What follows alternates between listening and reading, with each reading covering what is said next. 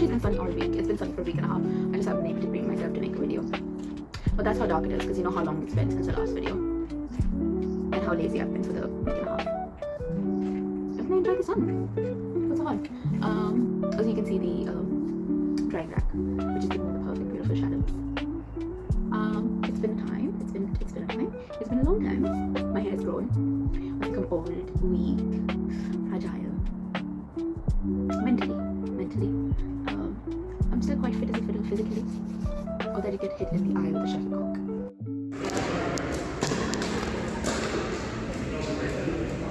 That resulted in me having a swollen eye. It was fun. It was a very humbling experience. Right, to get to the point today, obviously, because we don't want the video too long, we are going to do make cheesy garlic rolls with me. Right, first point, I have never made cheesy garlic rolls before. This is going to be amateur to amateur watching. Next thing, I'm going to give a step-by-step process, and the ingredients are really very simple. And because I'm a girl who budgets, it's going to be substitutes rather than original items. Well, okay, I'm not that budgeted and I'm not that chindi. Chindi means selfish, petty popper. I don't know. What do you guys think chindi means? Okay, no. Rainbow. No, don't go. Right. Okay. When it falls, I get scared because that's gonna drop straight on the floor. But yeah. Let's get into it. Obviously, my hair is not in the best position, even though I slept with it looking absolutely magnificent. But yeah,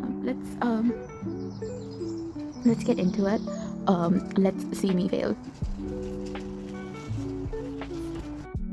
Alright, okay, to start with, we need, first of all, really importantly, if you're making anything bread rising, you need something known as fast action yeast. I don't really know what is the idea. I mean, you do have your... You're gonna see my hand coming very close to the camera from time to time, but that's just because the sticky bit keeps falling off. But basically the idea is that baking soda only works for pancakes and cakes and crepes or something. Crepes?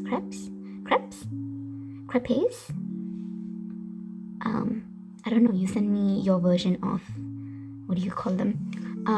But yeast works so that your bread can get these fluffy little bits. I don't know if I'm holding it up the camera properly. Anyways, I'm gonna hold it down there so that's better. So you can do these fluffy bits. So we got yeast. You've got butter, because they are cheesy garlic butter rolls. So the main important trifecta is butter, garlic, and cheese. Now, I have gone with, initially the recipe says that you need to roast garlic for an hour and a half before you obviously make it into a paste. Then add the butter with it, and then obviously add the cheese in the rolls when you put them for baking. But I've never done it before. Also, garlic cloves are really hard to manage. I prefer not to deal with them if I can get away with it. And so far, garlic chopped, minced, sliced is almost the same as garlic paste. So I'm just gonna use heated garlic paste and salted butter. Obviously, the recipe also says to use coriander and chives for garnishing, but you don't really require garnishing when you're just gonna eat food. I'm very distasteful like that. I don't garnish my food, guys. Don't cancel me. Right, we're gonna put that there. Right, also a few things. Even though bread doesn't require it, the eggs are usually to make the bread really soft and really fluffy. Although the recipe only calls for 1 egg, because I'm trying to make 4 rolls, and see how that works. So I'm going to just use 1 egg. Usually it recommends 2 yolks or 1 entire egg so that you have the same amount of liquid quantity in it. But other than that, this should be quite okay. And similarly, to make your bread soft and like, what do you call it, fluffy? I apologize for that hand gesture. I do not know why fluffy was like that. Ignore me. We're going to use Mio. Right, fun backstory. I'm allergic to milk. not fun backstory. But here's a tricky bit. Here's a fun bit. I'm allergic to milk with certain drinks, but not allergic to milk without certain drinks. And allergic is not the correct word. I just have a very picky little gut. Basically, I do use Nido because, first of all, it saves me a lot of help financially. Also, it kind of reminds me of my childhood because, your childhood was bad if you didn't have Nido milk or powdered milk when you were younger. So please speak to your mom if you never had powdered milk because, what was she doing? What was she doing? Right, no judgment to mom, guys, don't cancel me. Okay, next step. Right, okay, back to my face. The main ingredient, the main ingredient is atta. Okay, so we call it atta over here. We don't call it atta over here. I call it atta over here. It is called atta as well, but it's also called flour for you little English butchers, English kitties, English speaking kitties. I'm not being racist. This is so wannabe hard. Try to win. This is so hard wannabe types of videos. Thank you. I rest my case. Goodbye now. This is not gonna be a video again. Right, anyways, back to right. So it usually says to use flour, all-purpose flour, stuff like that. But atta does the same basics of all-purpose flours. Also because I am unproudly Indian. I have my reasons, don't come for me. I bulk buy my atta because I would love to make a chapati on my day off. And it's chapatis for the end of time, even though I have frozen parathas in the freezer. I'm also a modern girly. But yeah. Standy shout out. So with that in the gist, right, I'm gonna let you guys grab something that's called a bowl. Well, this is actually a handi. I don't know whether this is Indian or Goan roots. I don't know why handi has come into the term, but I have grabbed a handi because I don't have a big enough bowl. You guys need to remember, because the dough needs to rise, it needs to have space to rise. And we're gonna start with the atta and the active yeast.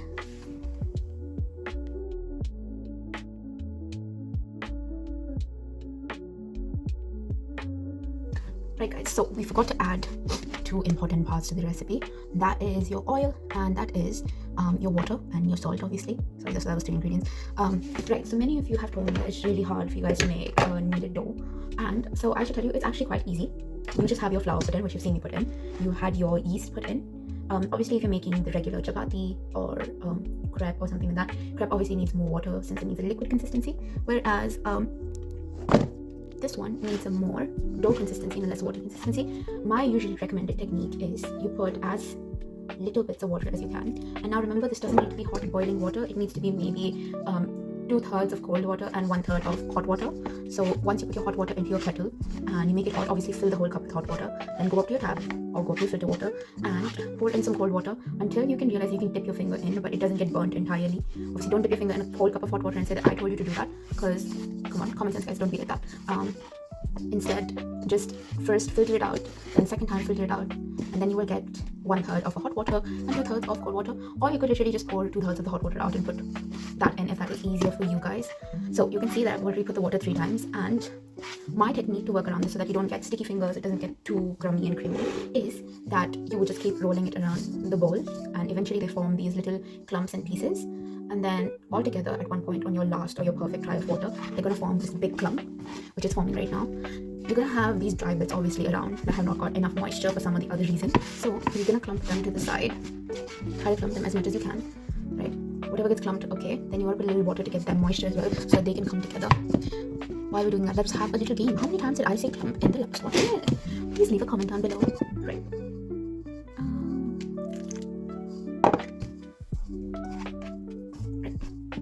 So as you can see, that was a bit too much water, but I'm not too worried because once it goes into the main dough, these bits are going to disappear all by themselves. Haha, I said bits, that's right. These bits are going to disappear into it and the dough is going to take the entire moisture of it. The dough can use a little bit moisture because you can clearly see it has a few cracks here and there. Now with a bread dough that you're trying to make really fluffy, I think it obviously needs to be completely pristine, whereas with the chapati dough, it also needs to be completely pristine. I'd say for your first try, this is actually very okay. This happens a lot of times. Sometimes your chapati becomes too dry, sometimes it becomes too dry. But I wouldn't be too worried. It's not the end of the world. You just need to add little moisture, little atta until you find the perfect consistency.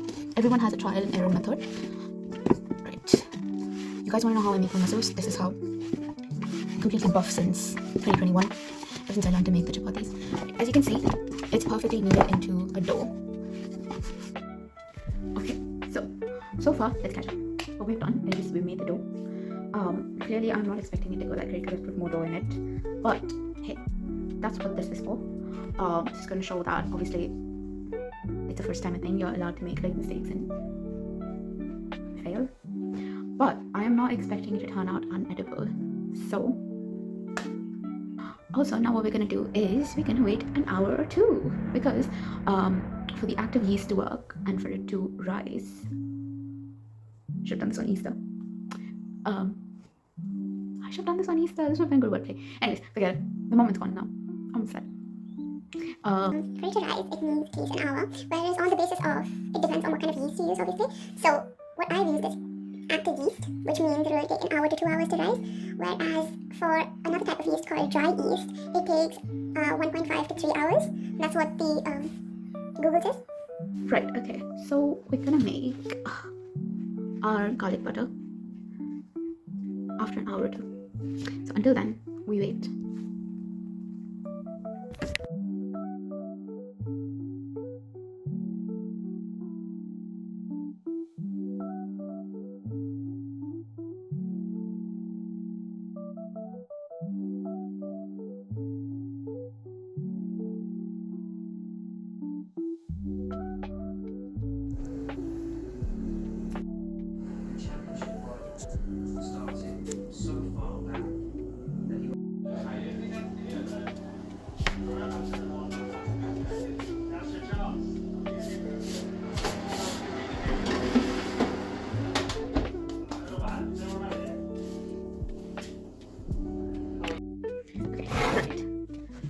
A lot of interruptions, a lot of time, a lot of cuts to make, a lot of edits to do.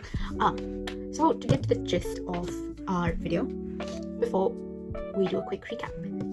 First recap, we are making cheesy garlic rolls, cheesy garlic butter rolls.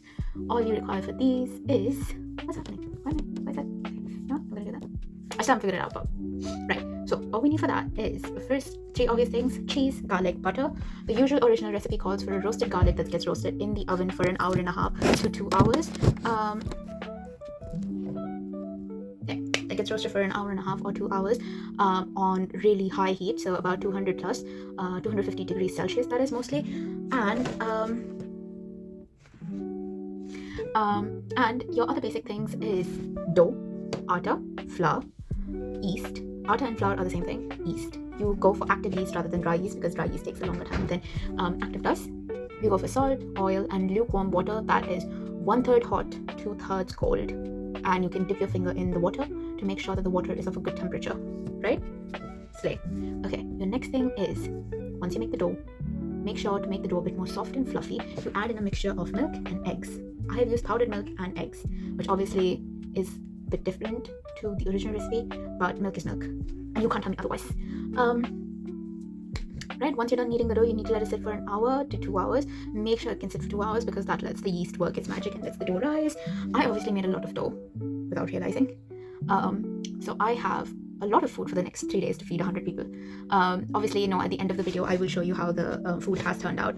And no, you will not get a video reaction of me eating it because that's what perverts want to see. This is not that kind of YouTube channel.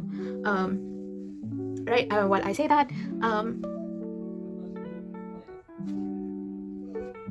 lots of editing to do. This is Gigi Talkies. Peace out, guys. Oh, and look out to my next video. I might be in Spain that time.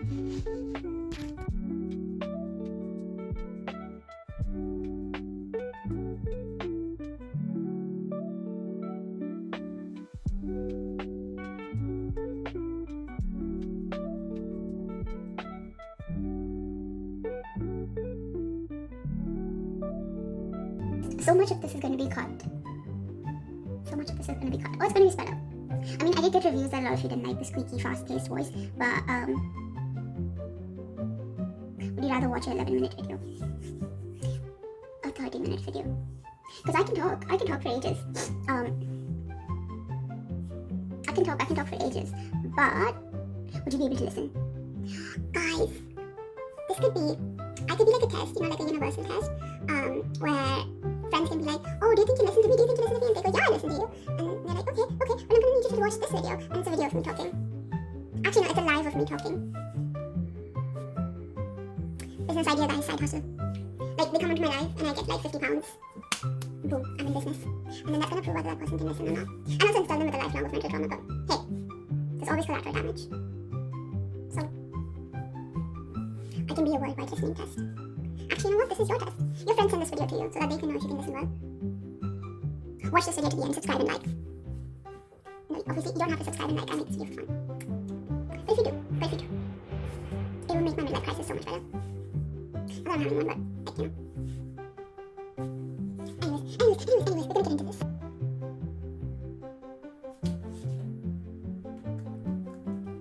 Sorry, I'm lost. I need to have breakfast. This is not my breakfast, I'm not gonna wait. It's just not happening. It's just not happening. Because I like to start the meal every day.